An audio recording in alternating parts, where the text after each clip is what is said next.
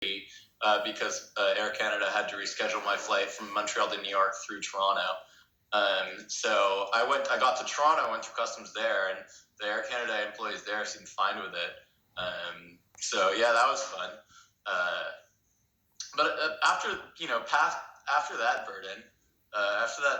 that annoyance, everything was actually pretty smooth, apart from the landing into Newark, where we were kind of throttling on and off because we were really we were short on the landing. We were kind of buzzing container ships for a while, and it wasn't all that fun. You got to have lunch with your brother. But I did get to have lunch with my brother and get. Oh wow! Oh wow, that's great. Yeah. Well, I kind of felt a little bit guilty about not staying in the airport, but I figured that 12 hours in a crowded airport is probably worse than most of my time spent outdoors, or at least something semi outdoors. In less crowded spaces. So yeah, it was really nice to see him. We went for a long walk and got some lunch and some coffee. Where'd you have lunch? We went to a Thai joint in Soho-ish, and it was fantastic. They did this short rib masaman curry that was to die for. I mean, the meat just fell off the bone, and the curry itself was perfect. Wow. I'm so jealous because it's this outpost of this one we've been trying to go to for years. It's got these insane reviews. This one called Uncle Booties. It's Uncle Booties, right? I don't know.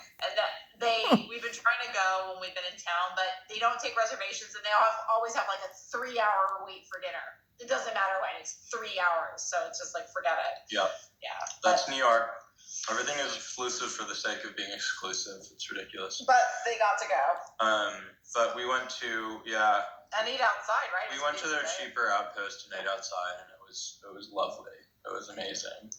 And he also, he jacked me full of coffee because, of course, the other part of this was that I had no caffeine up until that point.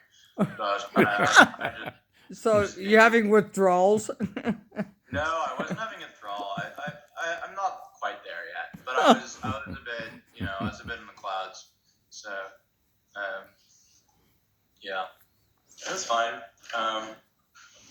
And I didn't, even though I was, flying for pretty much all day long, I didn't really feel any symptoms, and mom and dad didn't get any. So, I think I managed to stay Rona free. That day, which is optimal.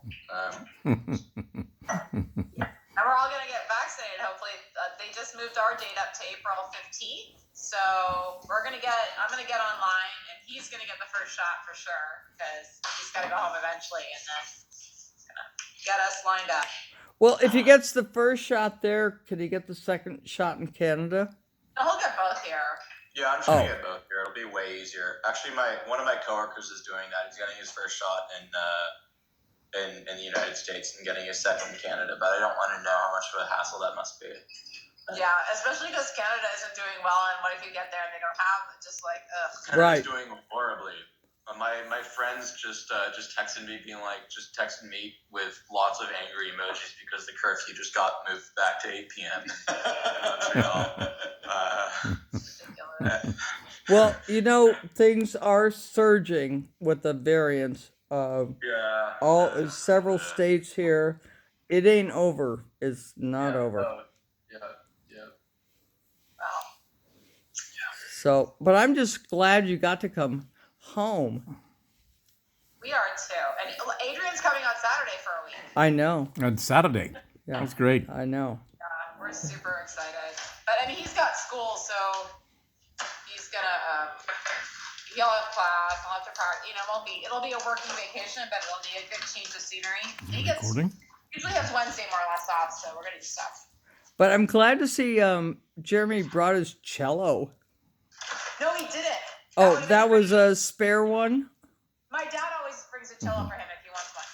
Because my dad had like 4 cellos lying around. So when Jeremy comes to visit, my dad's like brings a cello over for his day. I didn't realize. I suspected maybe there was one lingering, but I didn't know that Grandpa provided one. That's cool. Yeah, because otherwise it's such a, crazy hassle. So. Right.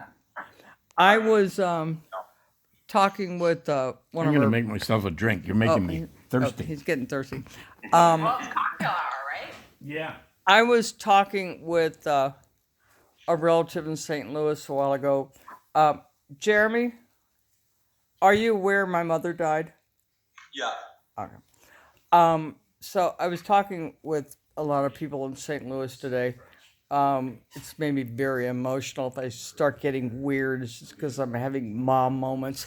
But anyway, we were talking about mom's death and how Jennifer and Stephen and them, when they were with her, would sing hymns and that.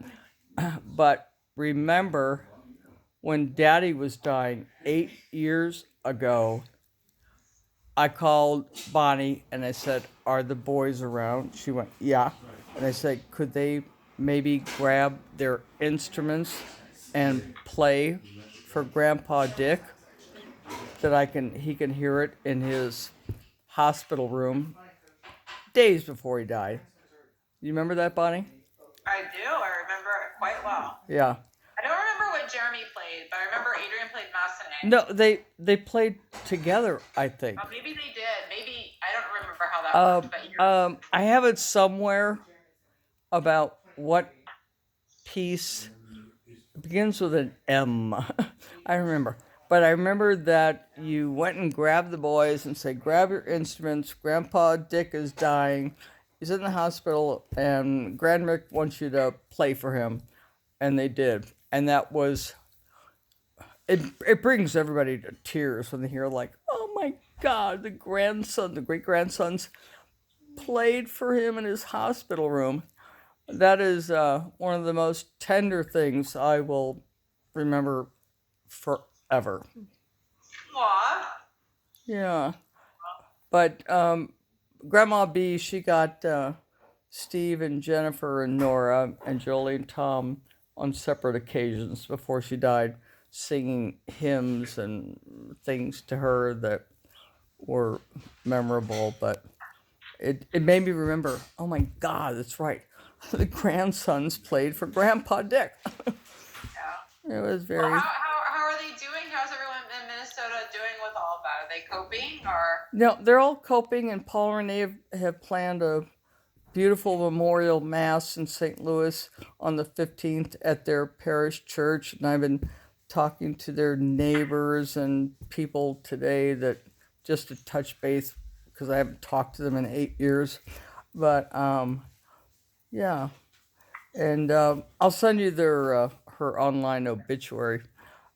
It's we Yeah, because I we was sort of looking out for that, and I hadn't seen it yet. no, well, we tweaked it with more pictures because I didn't like the one that was on there. So there's actually, when you first open it up, if you pause for a moment, it will scroll to 2 more really gorgeous pictures of her from ages ago. But no, everybody's doing fine. We're all doing fine. She had a dignified, peaceful, no trauma, drama, death. And she was 96. She just died of old age, so Right. wasn't anything horrific. Well, she was Cheers. very fortunate. Cheers. To have her Cheers. family around. Welcome back to Seattle.